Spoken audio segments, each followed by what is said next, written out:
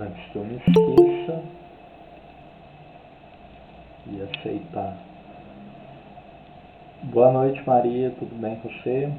Estamos começando agora. Antes da aula mesmo, eu estou separando aqui esses materiais do Khan Academy, esse site aqui. Vocês não conheciam, estão conhecendo agora. Ele é uma espécie de um livro didático online. Ele tem muito conteúdo, né? Tem curso de tudo que você for imaginar em termos de preparo de conteúdo do ensino médio fundamental. Então tem conteúdo de matemática, conteúdo de ciências do ensino fundamental, português, né? Tem matemática para ensino médio, tem coisa até de economia para quem gosta. A parte de ciências humanas dele é meio fraquinha, né? Mas para ciências, física, química, biologia, muita coisa. Tem até um pouco de programação, matemática em geral, né? Tem até curso para professor e tem muito conteúdo. Um deles é de genética.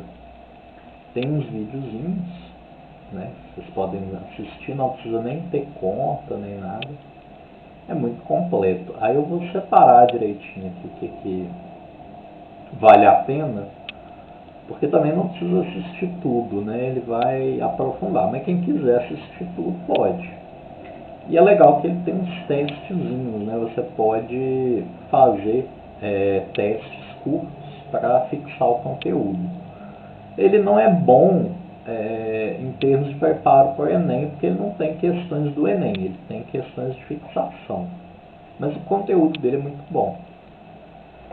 E aí tem umas coisas aqui que a gente vai ver, que a gente viu na aula passada, que eu vou separar para vocês darem uma lida. E tem umas coisas que estão por vir aí também. Deixa eu só olhar aqui no celular. Boa noite, Valesca. Tudo bem, eu vi aqui. Não tem problema não, gente. Vocês chegam na hora que vocês puderem. Deixa eu só ver um negócio aqui no WhatsApp. Boa noite para quem chegou agora, Valesca, Valquíria, Janaína. Estamos começando agora, viu, gente? Estou só olhando um negócio aqui que alguém me mandou uma mensagem no final da aula passada.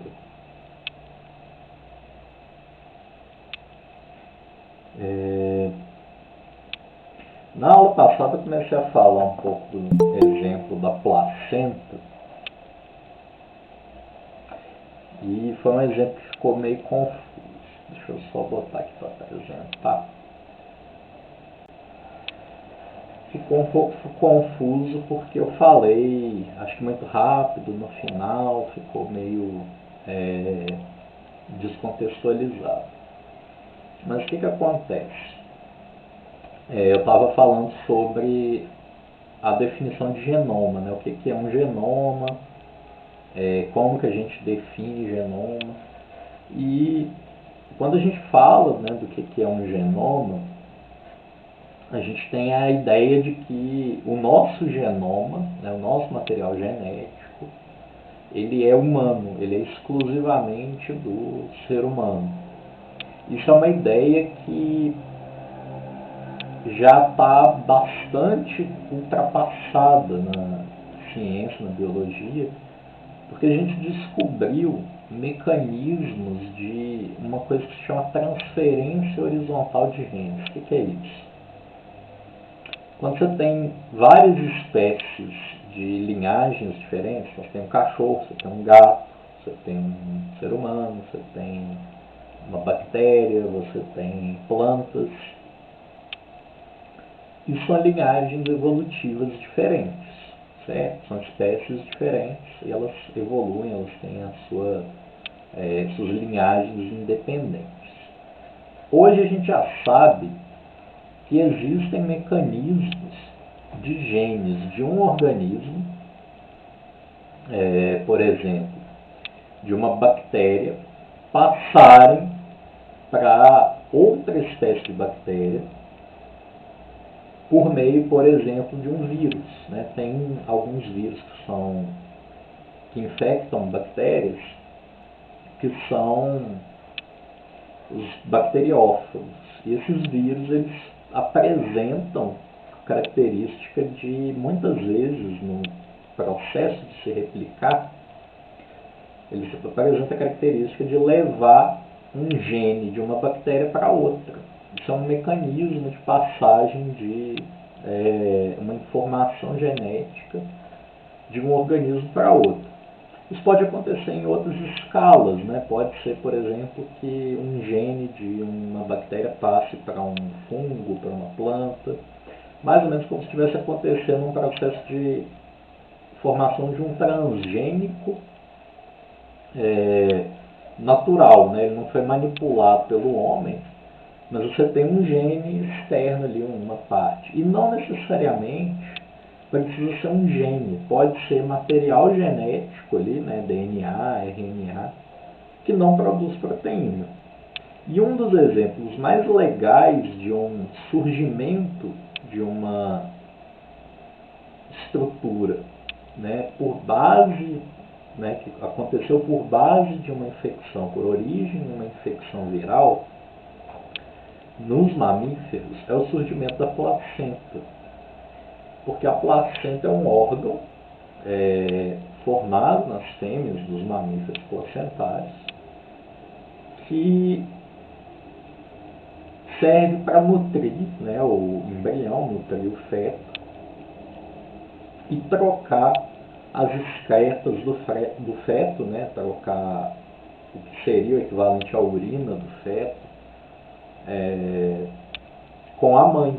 Porque você pensa o seguinte, o bebê ele está solto ali no útero da mãe, ele está, claro, está unido pelo cordão umbilical, mas ele não tem como excretar material para fora ali, sem a ajuda da mãe. A mãe precisa fornecer um apoio porque os órgãos do bebê ainda não estão 100% formados, ele não está 100% independente.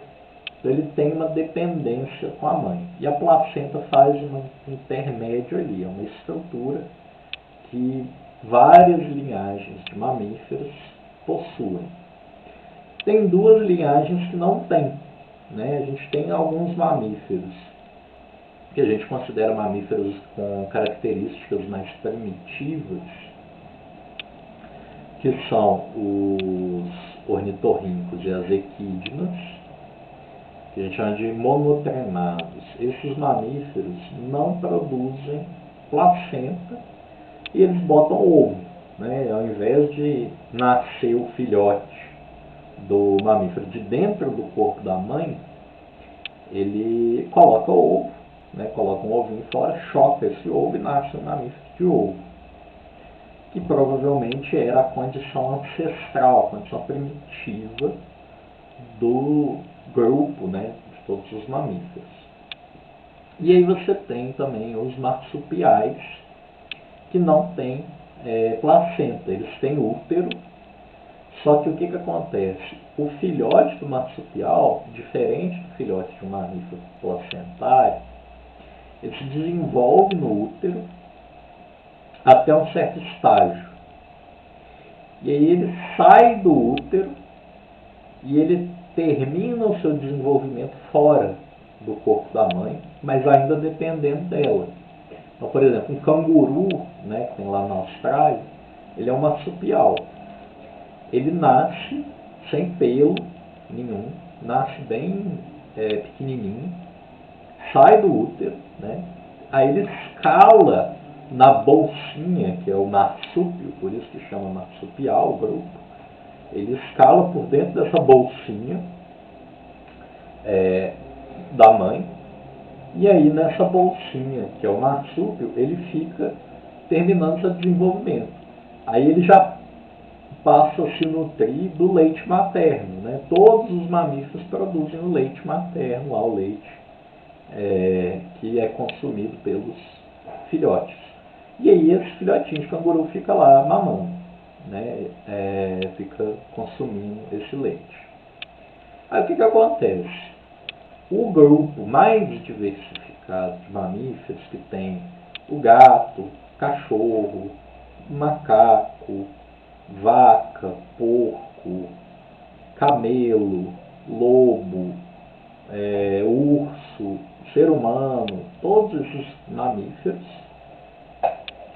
são conhecidos como mamíferos placentários, porque aí eles têm o útero, que desenvolve o filhotinho dentro da mãe, e dentro do útero você tem a placenta,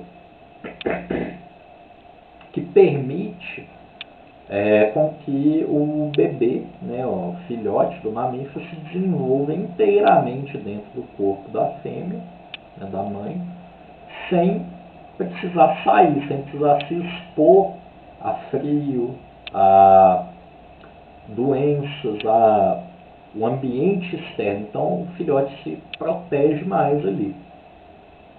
E a placenta é uma estrutura que, se você for analisar microscopicamente, você pegar uma amostra de placenta e olhar no microscópio, você vai ver que ela tem algumas características muito parecidas com o câncer. Por quê? Se você pegar um tumor em estágio mais avançado, você vai perceber que em vários tipos de tumor você vai ter a formação de uma estrutura que é como se fosse uma célula gigante.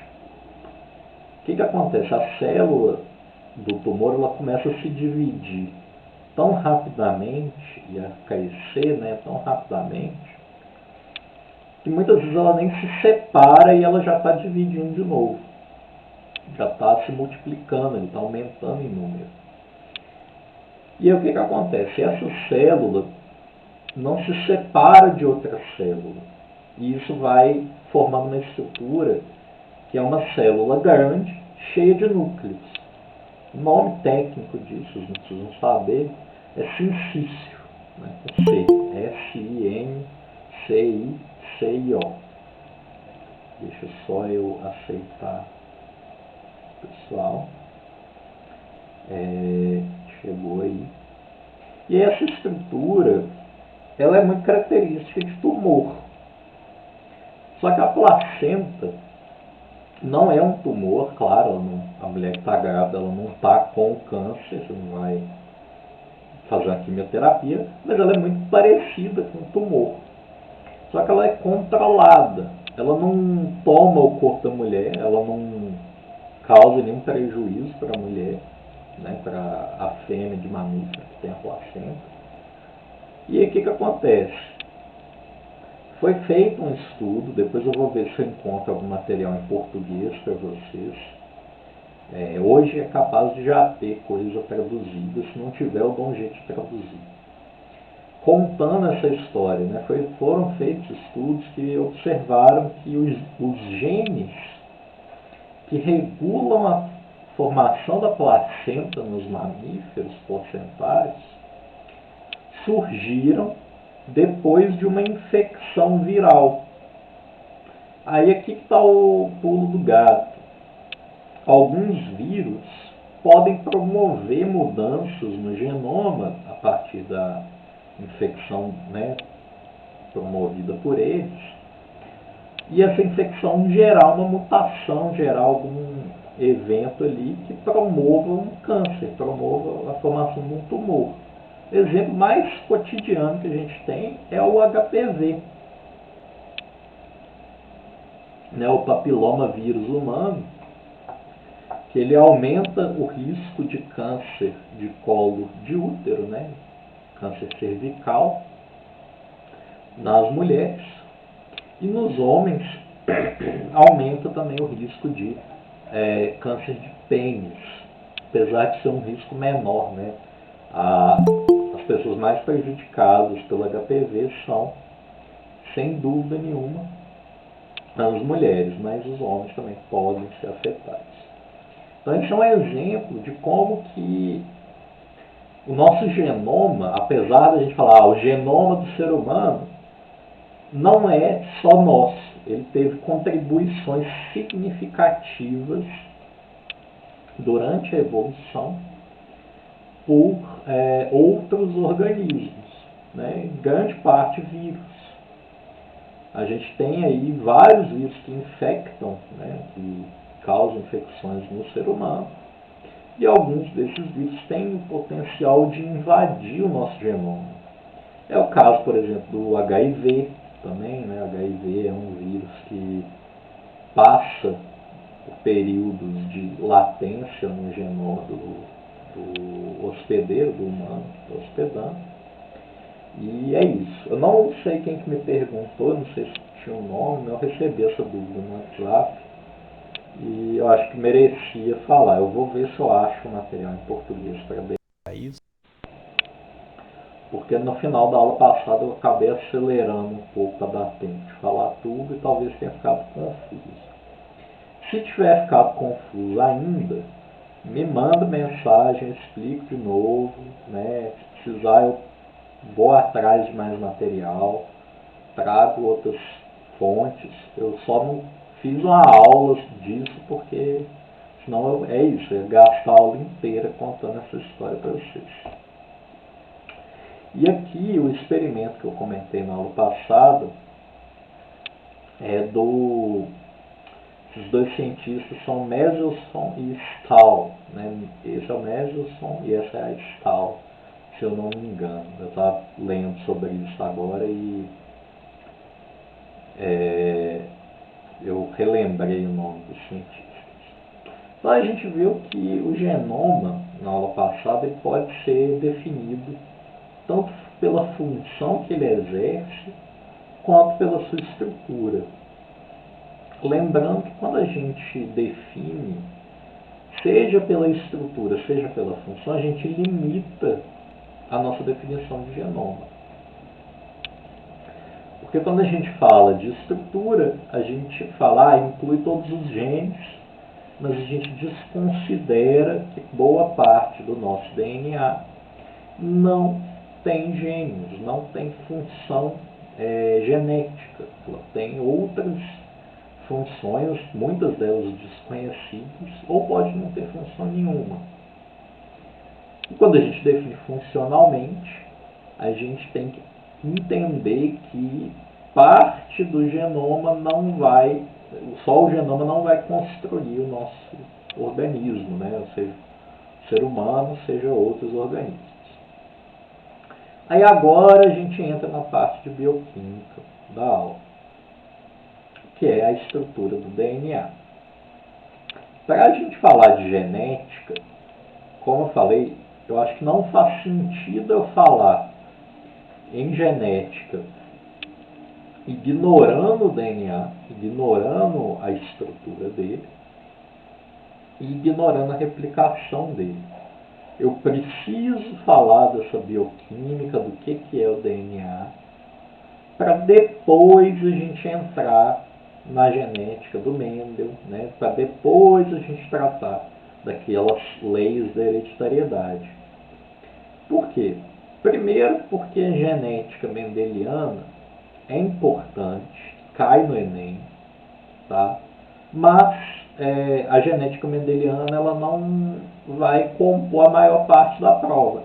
Para mim é muito mais importante que vocês saibam o que é DNA, como que está estruturado, porque isso vai, com certeza, garantir que vocês consigam marcar mais pontos em biologia e talvez até em química ou em outras disciplinas, lembrando que o Enem ele é uma prova muito multidisciplinar, e vão conseguir uma nota muito melhor, né, tendo uma base boa aí de como que o DNA está estruturado.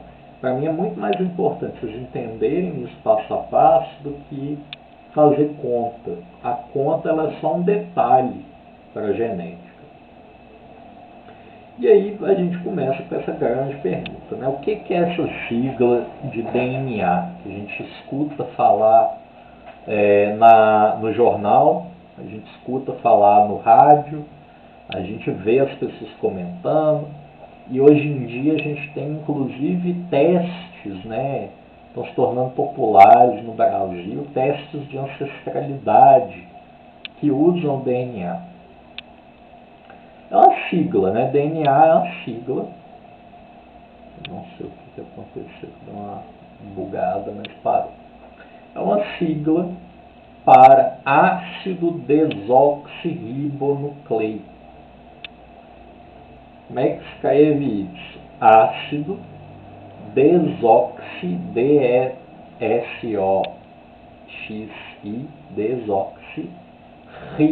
com dois R's, nucleico. O que isso quer dizer? Um nome grande e esquisito, mas ele tem um fundamento. Todos os nomes na biologia têm um fundamento de te ajudar a entender o que é. Mais do que ser um nome complicado, ele tem a função de te dizer, te informar sobre o que ele está falando. Ácido vem da química, né? Ácido é ácido. Ácido pode ser definido como uma substância que em meio aquoso libera hidrogênio, libera prótons. Pode ser definido como... Já até esqueci as definições de ácido, que eu fiz química já tem muito tempo. Mas ácido é uma definição de propriedades eletroquímicas de uma molécula. Desoxirribonucleico quer dizer que ele é baseado no ácido ribonucleico, que é o RNA. Só que ele não tem oxigênio. Desoxi vem daí. Desoxi quer dizer aquilo que não tem oxigênio. Então daí a gente conclui que a diferença entre o DNA e o RNA, uma das diferenças é a presença de mais um oxigênio no ácido ribonucleico, que é o RNA. E no ácido desoxirribonucleico, que é o DNA, ou ADN, na sigla em português de Portugal,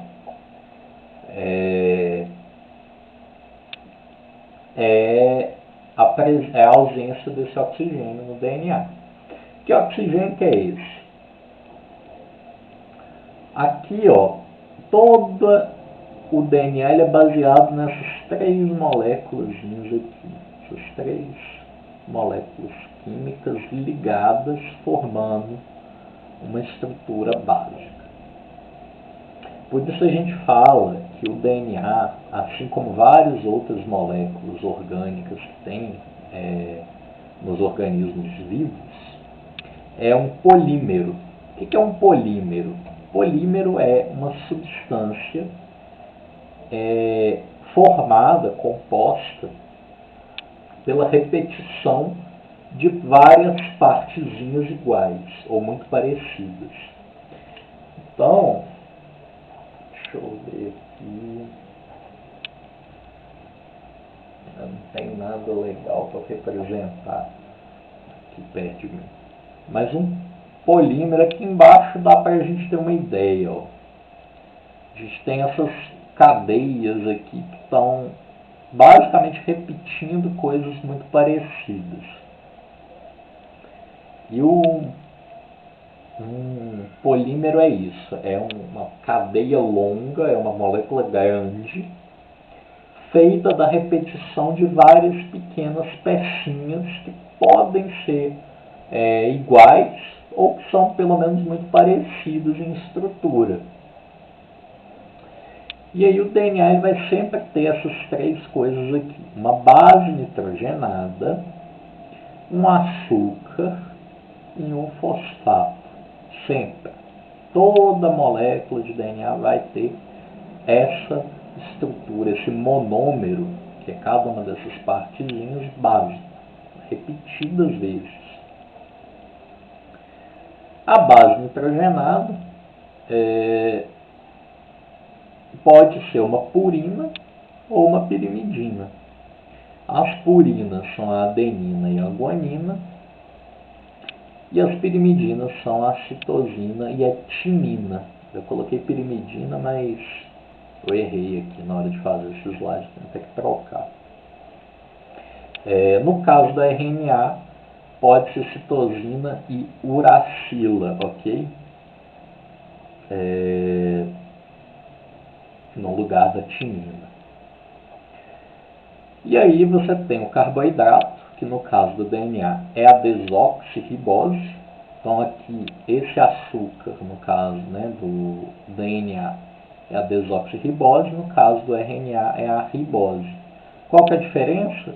Aqui no DNA você não tem um oxigênio aqui. No caso da ribose, teria um oxigênio exatamente onde está aqui o cursor do meu mouse, com uma molécula parecida aqui, né? Um terminal OH. Ele teria esse OH aqui também, e aí seria a ribose. Então a diferença da ribose para a desoxirribose é a perda desse oxigênio. E aí você tem um esqueleto de fosfato, você tem várias moléculas de fosfato que vão se ligar aos açúcares e formar essa cadeia de uma fita de DNA. Lembrando também que o DNA ele tem essa estrutura em dupla hélice, ok? Isso aqui foi descoberto lá pela Rosalind Franklin. Na verdade, ela obteve os dados, né, que seriam o indicativo dessa estrutura em hélice, que a gente vê em todo filme e série que fala de DNA e que mostra DNA. E aí o Watson e o Crick, com os dados dela, que eles roubaram lá do laboratório, eles publicaram essa estrutura e ganharam o prêmio Nobel por isso, ficaram super famosos, e tem um monte de polêmica aí desses dois cientistas, né, principalmente do Watson. E aí ele tem essa característica. Então, cada nucleotídeo aqui está representado nessa fitazinha dupla aqui por cores diferentes, né? Cada base nitrogenada do nucleotídeo. Então você tem adenina de vermelho, timina de amarelo, guanina de azul e citosina de verde. E aqui você já percebe o seguinte, que DNA ele é uma molécula antiparalela. O que isso quer dizer? Se eu tenho uma fita que está de cabeça para cima, a outra tem que estar de cabeça para baixo para ela se encontrar. Não existe duas moléculas de DNA de cabeça para cima se encontrando. Isso vem da natureza química da molécula, né? Eu não vou entrar na parte química aqui em detalhes, mas isso é uma coisa importante. Elas têm essa característica antiparalela. E entre as bases nitrogenadas você tem uma ligação de hidrogênio, né, uma interação intermolecular bem forte, sendo que entre a timina e a adenina no DNA, ou a uracila e a adenina no RNA, você tem duas ligações de hidrogênio, lembrando que para ter ligação de hidrogênio você tem que ter um hidrogênio ligado ou a flúor, ou a oxigênio, ou a nitrogênio, né? E na outra molécula você tem que ter ou flúor, ou oxigênio, ou nitrogênio para você ter essa interação. Então aqui nessas duas bases tem duas ligações de hidrogênio, e aqui entre a guanina e a citosina você tem 3. E se você tem 3, você infere que aqui a interação é mais forte, beleza? Porque tem mais interações. Isso aqui é o básico, certo? Você tem essa estrutura de esqueleto, né, ligando em fosfato e carboidrato. E aqui você tem as bases nitrogenadas: adenina, timina, citosina e guanina. Lembram lá daquela aula que eu dei segunda-feira passada, que tinha aquele monte de letrinha A, T, C, G, A, né, que a gente pegou no banco de dados? Aquilo ali é uma informação que foi obtida por sequenciamento da posição dessas bases nitrogenadas no DNA de um determinado organismo, em uma determinada região do DNA. Isso é uma coisa muito legal, porque É só com essas 4 letrinhas, né, com essas 4 coisas diferentes, que a gente tem toda a diversidade de características de organismos que a gente conhece hoje. É tudo baseado nessas letrinhas, né? É a diferença entre um gato, um cachorro, um cogumelo, uma palmeira, uma macieira, um ser humano, um camundongo, tudo isso está codificado por essas 4 letras. Isso pode parecer pouco, né, matematicamente falando, mas as possibilidades para isso, para você ter variações nisso, são gigantescas, porque você pode ter genomas, né, curtos, que tem poucas bases nitrogenadas, tem uma quantidade pequena desses pares de base, e você tem genomas que são longos, que podem ter vários pares de bases, várias combinações, beleza?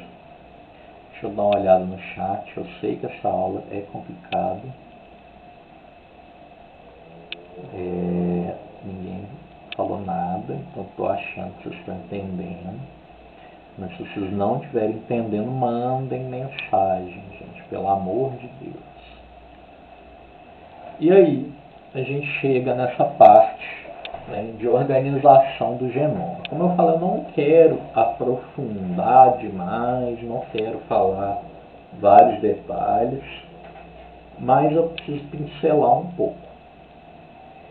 E a gente precisa relembrar que os seres vivos eles estão separados em 2 grandes tipos de células. Os organismos procariotos, que têm células procariontes ou procariotas, e os indivíduos, né, os organismos eucariotos, que têm células eucariontes ou eucariotas. O que é diferente? Os procariotos são mais simples e os eucariotos são mais complexos.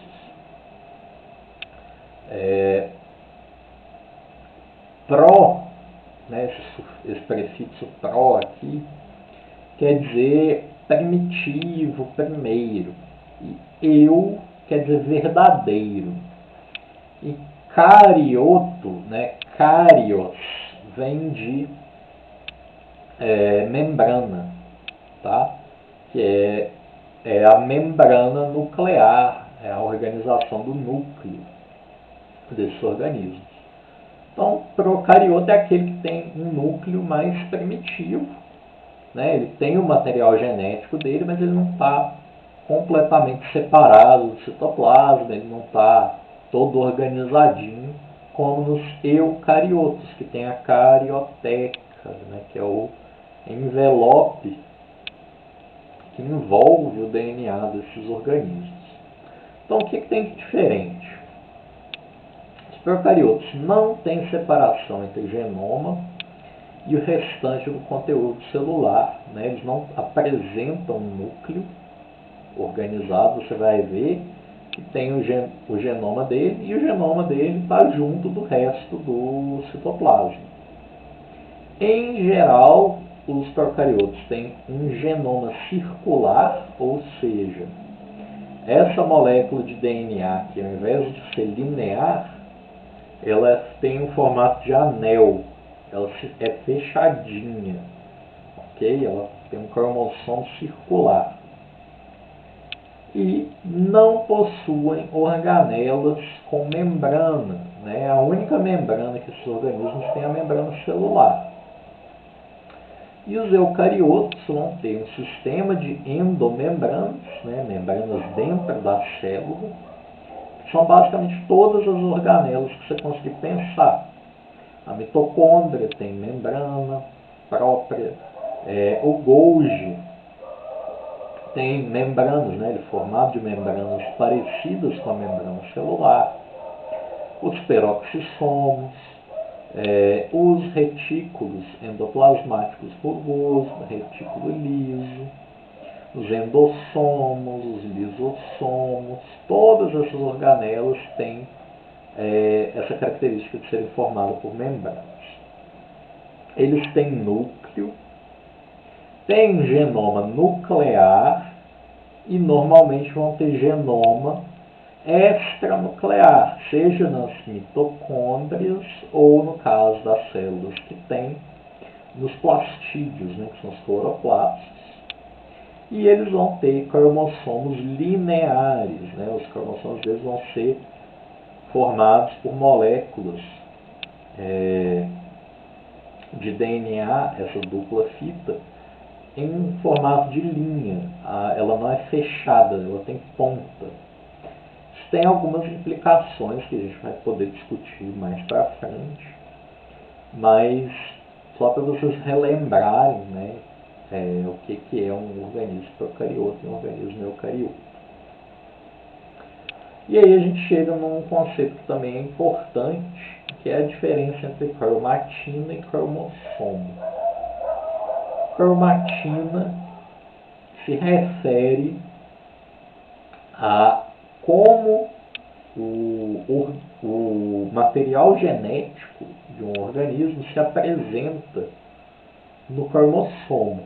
No cromossomo não, no microscópio. Desculpa. A cromatina se refere ao que você vai ver no microscópio. E por quê? Esse croma, né, cromossomo, cromatina, vem de cor. Para você estudar uma célula no microscópio, você usa um corante. E aí eles começaram a perceber que o que era chamado de cromossomo era um corpo, né? Somos, do grego, quer dizer corpo. Era um corpo, uma parte, uma coisa que você dava para você observar, que ficava colorida, com corante. Eles começaram a chamar de cromossomo. O cromossomo é uma estrutura que você vai observar em uma determinada etapa da divisão celular, que é a metáfase, né? Seja na meiose, seja na mitose, você vai poder observar essa estrutura que é o cromossomo bem organizadinho, assim, nesse formato clássico de X. Cromatina é esse cromossomo desorganizado, esse bololô de fios aqui de DNA que a gente vai ter em uma célula que está metabolicamente ativa. Pode ser que vocês encontrem cromatina sendo usado como sinônimo de cromossomo, não está necessariamente errado, mas é legal dar essa distinção aqui, vocês terem essa ideia do que uma coisa quer dizer e a outra também, para não ficar muito confuso.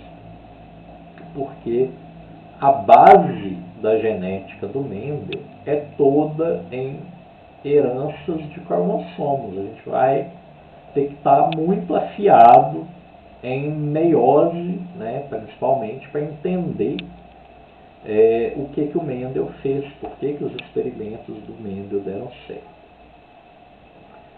E essa questão aqui, né, dessa organização, não vou entrar em detalhes, mas basicamente o DNA nos eucariotos ele é organizado dessa maneira aqui. Você tem a fita de DNA, que ela não fica sozinha, ela fica organizada ao redor de proteínas, que são as histonas, né? E essas histonas vão se compactando. O DNA ele não fica solto, ele precisa ficar compactado, bem organizadinho, para caber dentro da célula, beleza?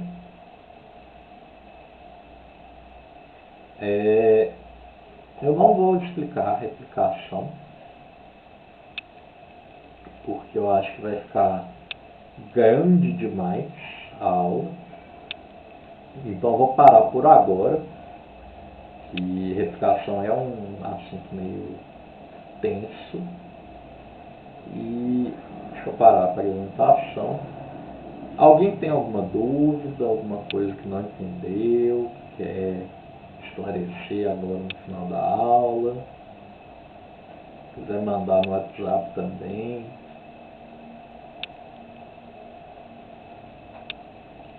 Tá indo. Se tiverem alguma dúvida, mandem, perguntem, beleza? Não tenham vergonha. Então tá, gente. Se tiver qualquer dúvida, pode me mandar. Eu vou separar lá o material, vou separar os assuntos, né, para vocês darem uma estudada, para vocês poderem ler. Vou ver se eu encontro alguma coisa da placenta para passar para vocês. E vocês estão liberados aí, tiram um tempinho para uma aula e outra para dar uma descansada. Vou parar a gravação aqui.